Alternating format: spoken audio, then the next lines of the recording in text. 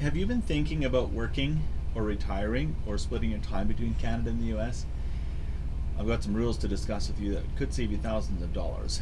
If you are a Canadian snowbird or you're planning a move south, understanding tax residency has never been more important. If you get it wrong, you could end up paying double tax.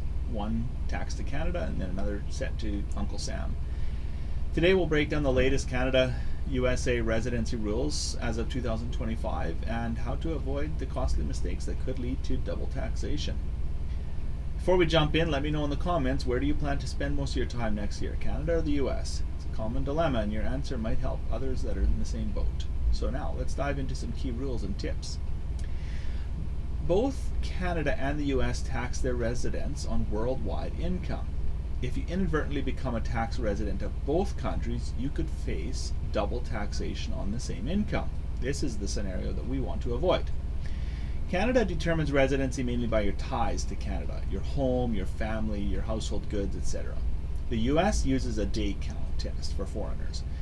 The good news is there's a tax treaty between the two countries that prevents true double taxation in many cases, but only if you follow the rules and you file the right paperwork. The key is plan ahead so you don't end up in a situation of dual residency in the first place. Keep this in mind. Some people think they can cheat the system by quietly overstaying, but think again. Canada, the Canadian and the US border officials share more information than ever, making it virtually impossible to hide your travel from the IRS. So to be clear, your travel history, the IRS can look at that at any time, every time you cross the border. So it's crucial to play by the rules. For Canadians spending significant time stateside, the US substantial presence test is rule number one to understand. This is the famous 183-day rule, but it actually works on a 3-year rolling formula, not just a single year. Under US tax law, you're considered a US tax resident, what they call a resident alien for tax purposes, if you spend at least 31 days in the US during the current calendar year and you have 183 days or more over the past 3 years, counted as all the days in the current year, plus a third of the days in the last year, plus a sixth of the days in the year before that. So it's a weighted formula. That means you can't just stick at 182 days every year and assume you're safe. Example, imagine you're spending 150 days in Florida each year. In a 3-year span, that counts up to 225 days in this formula. 150 for this year, 50 for last year, 25 for the year before that. Well above your 183-day threshold. In that scenario, the IRS deems you a US resident for tax purposes. So tax experts usually say around 120 days per year is the maximum safe stay to ensure you don't exceed your 183 rolling average test. The tip here is count every day you set foot in the US, even partial days. For IRS purposes, a day is counted by the calendar. If you drive over the border at 11 p.m. and go back at 1 a.m. the next morning, that counts as 2 days in the United States. So little things like this can really tip you over the limit unexpectedly, so make sure you keep a meticulous travel log. If you don't meet the substantial presence test, so your 3-year total comes out to 182 days or more, or less, congratulations, you're not considered a US tax resident by day count. If you exceed the threshold, don't panic, you still have a couple ways of avoiding being treated as a US resident, so let's look at those next. It's a closer connection exception. So you crunch the numbers, realize you technically meet the substantial presence test, maybe you had a few too many long winters in Arizona. Does that automatically mean you're doomed to file US taxes on your worldwide income? Not necessarily. The IRS provides an out for many snowbirds, the closer connection exception. What is this? If you spend too many days in the US, triggering the 3-year formula, but you can still prove that your life is primarily in Canada, you can avoid being deemed a US resident. But you've got to meet all the criteria. First of all, you have to have less than 183 days in the current year. You must have a home in Canada. You maintain permanent residence in Canada. You must have stronger ties to Canada than the US. That means family, social, economic, and personal ties. Your driver's license, your bank accounts, your voter registration, your family location are Canadian. and you're not taking steps towards U.S. residency. If you've applied for a green card, for example, you cannot claim this closer connection exception. So if that sounds like you, and most snowbirds it is, the only catch is that you have to formally claim this exception every year. You need to file IRS Form 8840, Closer Connection Exception Statement for Aliens. It's a short form that you can mail in. You answer your questions to show your closer connection. You mail it into the IRS by June 15 of the following year. Don't skip the form. If you qualify but you fail to file Form 8840 on time, the IRS can deny you the exception. They'll treat you like a U.S. resident, and you got all the filing requirements that entails. You got to file for your U.S. tax on world income, penalties for late filing possibly. But each year, thousands of Canadians use this form to safely enjoy their 182 days in the U.S. It's a simple step that can save you a huge headache. Taking a few minutes to file Form 8840 is a lot easier than cutting your vacation short. So use this provision to your advantage if you qualify.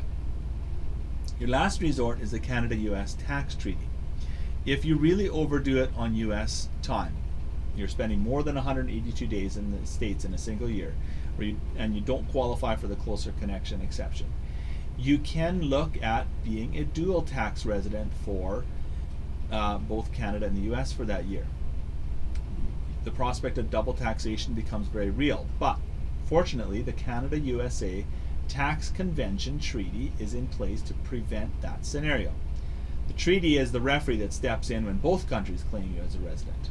So under the treaty, if both Canada and the US consider you a resident, a series of tiebreaker tests kicks in, which determines which one country gets to treat you as a resident. The tiebreaker rules look at factors in order, starting with where's your permanent home, where are your vital personal and economic interests, where do you habitually live, and where's your citizenship. Using this criteria, the treaty assigns you to one country as your primary tax residence, and the other country must treat you as a non-resident. So that generally means you'll only pay full income tax in one country, not both, or on your worldwide income. But claiming the treaty is not automatic. You have to file the right paperwork with the IRS to invoke these tiebreaker rules. Specifically, if you determine that Canada wins the tiebreaker, which is common for snowbirds with homes and families in Canada, you need to file a U.S. non-resident tax return for the year, 1040 NR. So you will be filing a tax return, and attach Form 8833 to explain your treaty-based position. In plain language, you are telling the IRS, I know I technically am a resident of the U.S., but under the treaty, I'm claiming residency in Canada, and here's the proof. 8833 is the disclosure. You have to cite the treaty article and the criteria that tie-break in Canada's favor. This is more complex. This means you need an individual taxpayer identification number with the IRS. You might need professional help from a cross-border tax expert. The forms, the 1040 NR and the 8833, are generally due by June 15 of the next year. If you miss the deadline, you mess up on the filings, the IRS could refuse the claim, leaving you exposed to U.S. taxes and penalties as if you were a full U.S. resident. So most experts advise avoiding the need for a treaty fix if you can. It's a safety net, not a strategy. Bottom line, the treaty can save you from double taxation, but it's paperwork heavy. It's far better to plan ahead so that you either stay under the substantial presence test threshold or qualify for the closer connection exemption. Only rely on the treaty if there's no other choice. Some other tips to avoid some costly mistakes. Cross-border taxes can seem daunting, but here's a few smart habits that'll keep you out of trouble. Number one is track your U.S. days religiously. Keep a diary, keep a spreadsheet, or use an app. There are some apps out there that snowbirds use to track your days, to record every single day you spend in the U.S. Even a quick cross-border shopping trip counts as a day. Two calendar days count if you're in the U.S. overnight. Knowing your day count is your first defense. Don't have 6 months in your head. Many Canadians mistakenly think that as long as they're under 6 months, they're 100% in the clear. That's not true. Like we said, the IRS's 3-year formula can snare you. If you stay about 4 months a year, you're generally safe. But as soon as you're into the 5-6 months a year, by 3 years you'll be caught. So focus on that multi-year total, not just 1 year. Use your closer connection exemption. If you do spend a lot of time down south, file that form 8840. It's a straightforward form. You fill out some questions, you mail it in. Just make sure you're still under the 183 days and you got those stronger ties to Canada. Get it in by June 15. And be careful about those extended stays. So there have been some proposals out there of allowing Canadians to stay 8 months instead of 6 months. But be careful, that's an immigration change, not a tax change.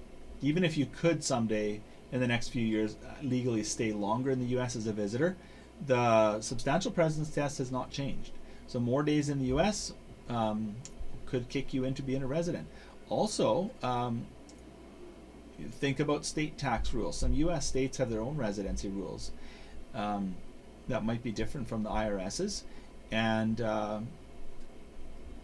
you might have some complicated US filing requirements.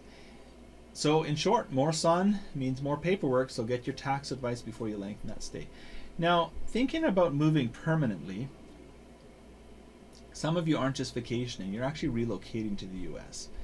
In that case, you want Canada to consider you a non-resident for tax purposes as soon as possible, so you're not taxed by Canada anymore. Becoming a non-resident of Canada means severing your residential ties. You sell or you rent out your Canadian home, you move your family to the US, you relocate your personal belongings, you establish your primary home in the US. You should notify the CRA of your departure. There's a form, NR 73, indicating your departure. But be aware of possible departure tax if you've got certain investments. We can manage that. There's ways to defer the tax on departure tax, but you speak to your tax expert about that. But you're making a clear break of residency, so you're ensuring that after you move, there's no confusion, but Canada is not taxing you, the US is taxing you now. So now you'll only pay tax on any kind of Canadian source income, for example, if you have a pension or you're renting out your property in Canada. And finally, when in doubt, get professional help. Cross-border tax is one of those areas where a bit of expert help can save you thousands of dollars in the long run. If you're unsure about your status or you're planning a big move, talk to a tax professional who specializes in Canada, USA issues. We can help with everything from interpreting tiebreaker rules to getting those right forms filed. Considering the potential penalties and double tax bills, it's well worth it. You don't want to make a costly mistake. By following these tips, tracking your days, using the available exemptions, and planning your residency status intentionally, you can legally avoid paying double tax on your hard-earned income. So, in conclusion, living a cross-border lifestyle in 2025 can be the best of both worlds. Florida beaches in January, Canadian cottage in July, but it means juggling two tax systems. The key takeaway is that residency rules matter. A little planning, a little awareness goes a long way to ensure you avoid the double taxes and the nasty surprises from the taxman. Make sure you understand the 183-day rule, use your closer connection exemption if you qualify, and fall back on the treaty tiebreaker only if you must. Keep your paperwork in order, file that form 8840 or 8833 when needed, and you'll stay on the right side of the law. With the right approach, you can relax and enjoy your time abroad without worrying about an unexpected tax bill. So, where are you planning to spend the rest of your time next year? Most of your time next year? Are you going south? Are you staying in Canada? Let me know in the comments. Your plans and experiences will help others navigate these rules too. Here's to safe travels and savvy tax planning in the year ahead. All the best.